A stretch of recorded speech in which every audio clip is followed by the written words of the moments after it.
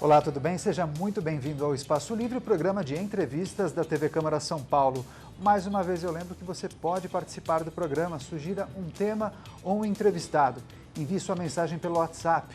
O número é o 11 98158 7431. Anotado?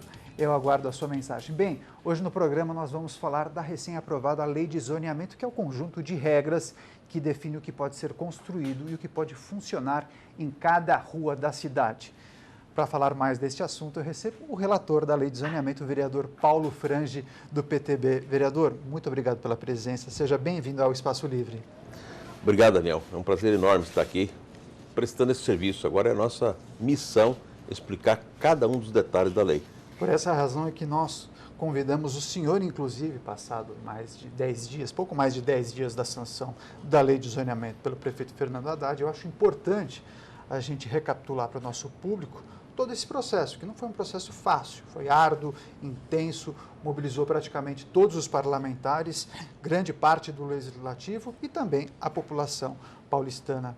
Quanto tempo de trabalho ao todo, do início até a sanção do prefeito Fernando Haddad? Recapitula um pouco para a gente, vereador. Pois é, a Lei de Zoneamento é talvez o maior processo participativo da história do Parlamento de São Paulo. Nós não temos nenhum outro precedente, a não ser do plano diretor. Essa Lei de Zoneamento, ela teve uma participação primeiro no Executivo e depois no Legislativo. Somando tudo isso, dá 18 meses, mas aqui na Câmara ficou conosco 9 meses. 48 audiências públicas só aqui na Câmara. 48. 250 mil acessos no site da Câmara. 8 mil pessoas participaram efetivamente das audiências públicas, num total de 5.500 contribuições. Somando Executivo e Legislativo, foram 16 mil participações, com 13 mil contribuições que vieram das subprefeituras, das oficinas, de todo o trabalho realizado no Executivo e aqui no Legislativo.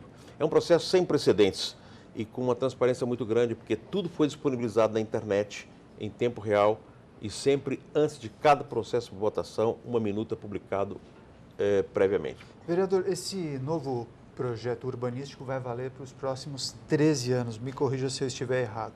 E uma característica que chama muito atenção é o aumento de áreas mistas, aquelas que juntam residências e comércios. Por que esse novo desenho? Na verdade, a Lei de Zoneamento busca trazer São Paulo para aquilo que nós chamamos de São Paulo real. Essa São Paulo de verdade, efetivamente, que está aí consolidada e existe. É uma cidade com essa característica, uma cidade com uma população muito grande, quase 12 milhões de habitantes, em 1.500 km² de extensão. Portanto, é uma cidade que tem a característica de ter a atividade de comércio próximo às moradias. Quando você olha o mapa da cidade de São Paulo, como zona mista, nós temos 15% do território. Junto com essa zona mista tem a zona de centralidade, onde o uso também é misto, predominantemente comercial, mas é mais 8%. Portanto, a cidade é mista, o que aproxima as pessoas desses locais onde elas fazem suas compras. Isso consolida a posição de São Paulo como uma cidade de serviços e a convivência com a atividade residencial foi regulada na lei para que a incomodidade não fosse desrespeitada. Falou-se muito no adensamento dessas regiões chamadas de zona corredor. Qual a vantagem no adensamento? Bom, o adensamento aconteceu principalmente nas zonas de eixo. E essas zonas de eixo representam 6% da cidade. 6%. Está exatamente sob a mobilidade urbana. Trem, metrô e corredor de ônibus. Não é faixa, corredor de ônibus. Então, ao longo desse sistema de mobilidade urbana de alta capacidade, é que a cidade passa a ter a possibilidade de construir 4 vezes o tamanho do terreno com edifícios sem limite de gabarito. Portanto, haverá adensamento humano com adensamento construtivo. As zonas corredores são zonas em que são lindeiras às zonas residenciais e que não pode passar dos 10 metros, porque estão inseridas no ambiente residencial. E elas chegaram aqui na Câmara com um debate muito grande do uso que é permitido nesses corredores para que não incomode o ambiente residencial. E elas representam hoje, na cidade de São Paulo, 8 milhões de metros quadrados, contra 40 milhões de metros quadrados dos residenciais, distribuídos em 65 residenciais da cidade. Perfeito. E houve também uma certa polêmica quanto à liberação ou não da segunda vaga de automóvel para edifícios construídos em algumas zonas, na zona corredor, salvo engano. Alguns disseram que seria um privilégio às construtoras. Como dimensionar os anseios da sociedade, o momento econômico e o momento político? Pois é, quando a gente tem uma lei de zonamento, ela tem que seguir exatamente o capítulo do plano diretor que fala sobre as diretrizes da lei de zonamento. E entre as diretrizes da lei de zonamento, uma delas se tratava dos eixos. Nos eixos ficou destinado uma única vaga de garagem para que nós pudéssemos, no eixo de mobilidade urbana, ter apartamentos pequenos com uma única vaga de garagem sem pagar outorga onerosa. Você pode fazer uma segunda, mas tem que pagar. No eixo não seria, portanto, cobrado a outorga onerosa desse espaço. O que aconteceu ao longo do processo, e essa conversa veio para a Câmara em agosto do ano passado, a preocupação do momento econômico. Nós começamos um debate do plano diretor em 2013 com um PIB de 2,4% positivo. E aprovamos a lei de zonamento com 3,5% negativo. Quase uma que retração com a economia substancial. De cabeça para baixo. Nós precisaríamos de não desestimular as empresas de construírem nos eixos com um perfil que elas já estão acostumadas e pode ter cliente para comprar, no momento onde a retração é muito grande, mas com data definida, para que não saísse do plano diretor estratégico no que manda as diretrizes da lei do plano diretor.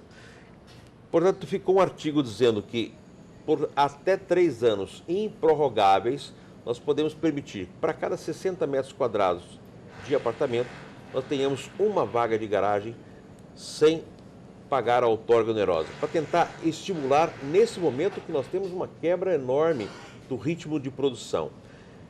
Isso estimula com certeza, e qualquer pessoa ligada ao judiciário que interpretar essa visão, ou no Ministério Público, vai entender que o legislador, nesse momento, entendeu o momento econômico, e entender esse momento econômico, colocou um artigo que resolve um ciclo da economia nesse momento, mas que ele, pelo fato de ser temporário, ele não está mudando a regra da situação. Nós temos um estudo que foi aprovado nos eixos onde estão hoje, nos últimos anos. 85% dos apartamentos que foram construídos têm até duas vagas de garagem com 620 metros. Portanto, nós estamos atendendo quase que uma expectativa de um mercado que baixe o custo para o consumidor final. A ideia era terminar a lei do zonamento sem que São Paulo passasse a custar mais para quem compra e mora aqui. Perfeito. Vereador, também uma das preocupações da população refere-se ao trânsito na cidade. A nossa equipe foi às ruas e alguns munícipes gravaram perguntas para o senhor. A produtora Aline Mirella gravou uma pergunta do senhor Valdir. Veja só. Olá, Daniel e amigos do Espaço Livre. Eu estou aqui com o Valdir, ele é advogado e tem uma dúvida sobre a questão da lei de zoneamento. Perguntaria para o vereador a questão dessas edificações, porque nós vemos o trânsito, como estamos vendo agora aqui, o trânsito é horrível. Ontem, inclusive, um deslocamento que eu fiz para ir para o Itaim, demorei 45 minutos. Então, essa nova lei do zonamento está prevendo devidamente essa influência que causa nos arredores sobre trânsito, sobre a movimentação de veículos, sobre o aumento de pessoas em cada prédio que se edifica? Será que está sendo levado em consideração essa nova lei do zoneamento? Sim, a lei de zonamento atende à mobilidade. Aliás, era um dos objetivos e nós conseguimos construir. Primeiro, o adensamento ao longo dos eixos de mobilidade urbana é uma das formas de reduzir a migração das pessoas da cidade, porque ela acaba ficando muito próximo da mobilidade urbana de massa e nós temos a oportunidade de não ter essas pessoas buscando outro tipo de transporte. Segundo, na capilaridade que tem as zonas de centralidade para dentro dos bairros, nós permitimos aumentar a altura das zonas de centralidade para 16 andares, 48 metros, o que fortalece a possibilidade de comércio mais qualificado nos bairros. São ruas que são de comércio e que vão ter a possibilidade, inclusive, de lojas com fachada ativa, gerando emprego nos bairros e facilitando as pessoas que moram ali. Todo esse sistema de zonas de centralidade, tem transporte público, tem o ônibus na faixa da direita, não é corredor, mas tem.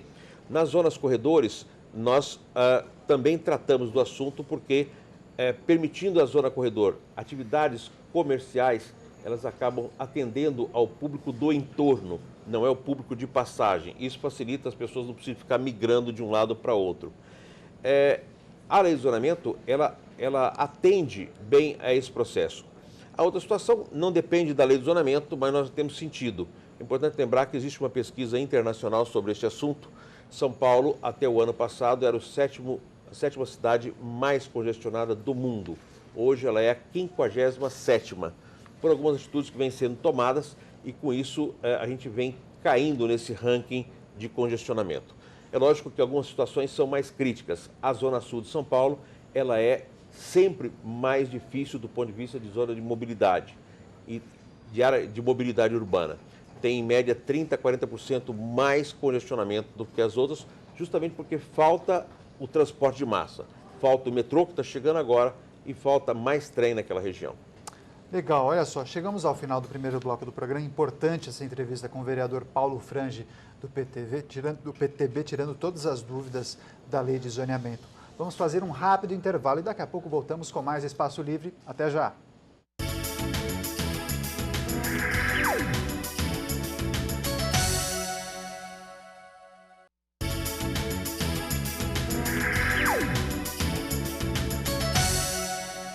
Olá, estamos de volta com o Espaço Livre e hoje eu recebo o vereador Paulo Frange do PTB. O assunto é a lei de zoneamento, que foi recentemente aprovada e sancionada pelo prefeito Fernando Haddad.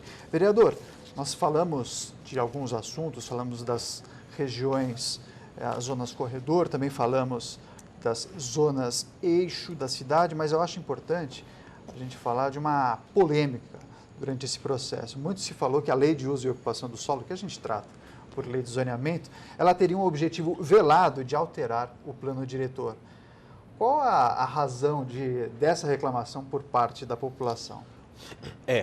Havia uma desconfiança quando a lei chegou de que a gente poderia mudar as regras do plano diretor.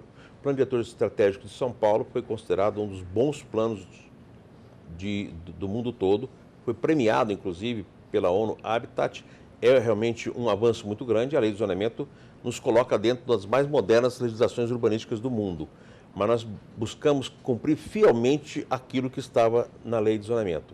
Ou seja, nós preservamos o verde, há um apelo muito grande da sociedade, é nossa responsabilidade, e a lei de zoneamento de agora, é inevitável a comparação, em relação à lei de 2004, ela traz 50% a mais de áreas protegidas e áreas verdes do município de São Paulo, e só na lei de zoneamento, em relação a 2004, nós tivemos um aumento de 50%, que representa 83 milhões de metros quadrados na área verde.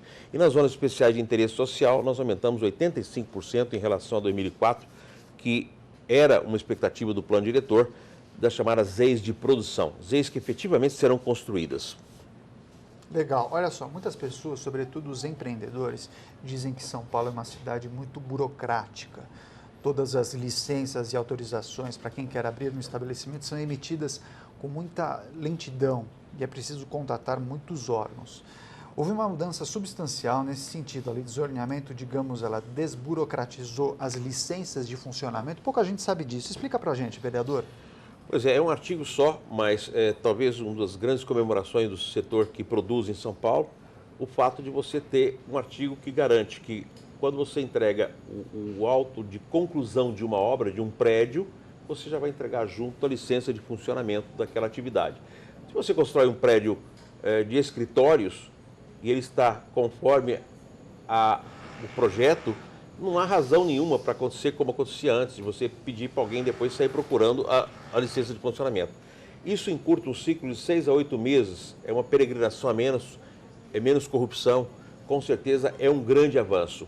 Essa foi comemorada por todos os segmentos, não só pelo setor produtivo, mas também pelas pessoas que participam disso, muitas vezes são locatárias ou alguém que está casando, esperando o apartamento ficar liberado para mudar. Eu achei curioso, vereador, porque a nossa equipe, quando foi às ruas, a gente colheu muitas perguntas, naturalmente, e a gente não vai ter condição de reproduzir todas elas. Mas tem uma em especial que trata da questão da lei do PSIL. Gostaria que o senhor assista essa pergunta. Veja só.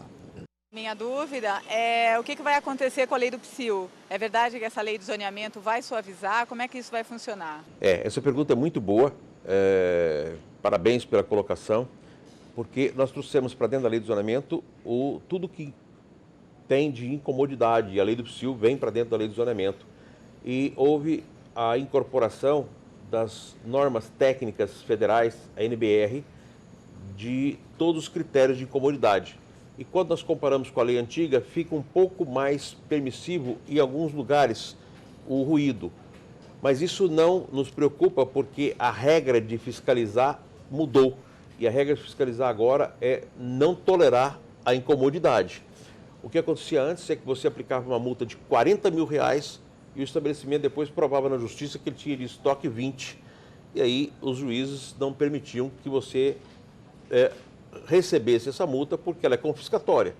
E nós fazemos de conta que multamos, fazemos de conta que recebemos, fazemos de conta que fiscalizamos. Agora não. Incomodidade não se tolera, assim como não vai ser tolerada a situação de segurança. Tem ruído, tem 10 dias para resolver. Se não resolver, fecha o estabelecimento. Portanto, as regras ficam mais duras. E a multa passa de 40 para 8 mil, essa sim paga. E você tem condição de fiscalizar e encontrando incomodidade, você tem o fechamento do estabelecimento. Tenho certeza que pouca gente sabia que os estabelecimentos não pagavam a multa em razão do Daniel. Valor ser mais alto do que que o proprietário tem em estoque, Claro, isso? o sindicato dos bares e restaurantes, eles têm lá uma assessoria e eles encontraram rapidamente a solução. Os advogados encontram e está certo. Você multa um barzinho porque ele faz ruído e pega as notas fiscais de estoque dele e ele tem lá R$10 mil de estoque, R$20 mil de estoque e você aplica uma multa de 40. A multa ser mais alta não mudou nada.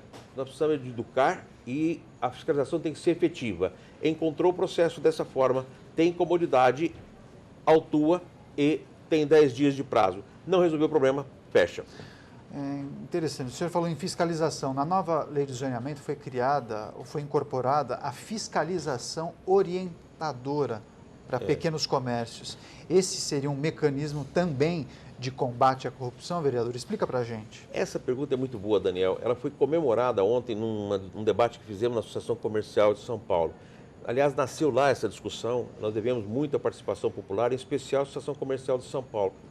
O que acontece? A pequena e a microempresa tem lei específica e há 2 anos, uma lei complementar de número 147 de 2014 diz que a fiscalização para micro e pequena empresa na área do trabalho, na área metrológica, na área sanitária, na área ambiental e na área do uso e ocupação do solo deveria obedecer a uma regra de fiscalização orientadora, com uma dupla visita no espaço de 60 dias. E você vai, fiscaliza, orienta, não cumpriu, aí começa a autuar e pode ir até o fechamento. Mas é uma forma que nós tivemos de buscar uma solução para São Paulo, até para o pequeno comércio. E nós buscamos a lei federal. Nós colocamos o artigo dizendo que vai atender a legislação federal, porque caso haja novos avanços, nós vamos mudando por decreto. Isso traz um avanço enorme, porque nós vamos passar a instruir para não punir, mas quando vencer o prazo da instrução, em 60 dias, se a pessoa não se enquadrar, aí ele passa a levar todo o processo de fiscalização com as autuações até o fechamento. E agora na lei também ficou claro de que pode ser fechado de forma física, com aquela barreira de concreto que é colocada na porta. Antigamente era uma interpretação, agora está na lei. Perfeito. Agora, uma outra informação que eu gostaria que o senhor compartilhasse com o nosso público trata da utilização de recursos eletrônicos. É verdade que o procedimento manual ele deve acabar nessas fiscalizações? Conta para a gente, vereador. O procedimento manual vai acabar, porque... O que é o procedimento manual? São os formulários? É aquela multa que vem naquele bloco que a pessoa chega lá e começa a preencher e a grande parte dessas multas são canceladas por erro e vícios da origem da multa. Escreve errado o nome do proprietário, o número do CNPJ, tem uma série de vícios, aplica multa num artigo de uma lei que não é aquele que está sendo fiscalizado.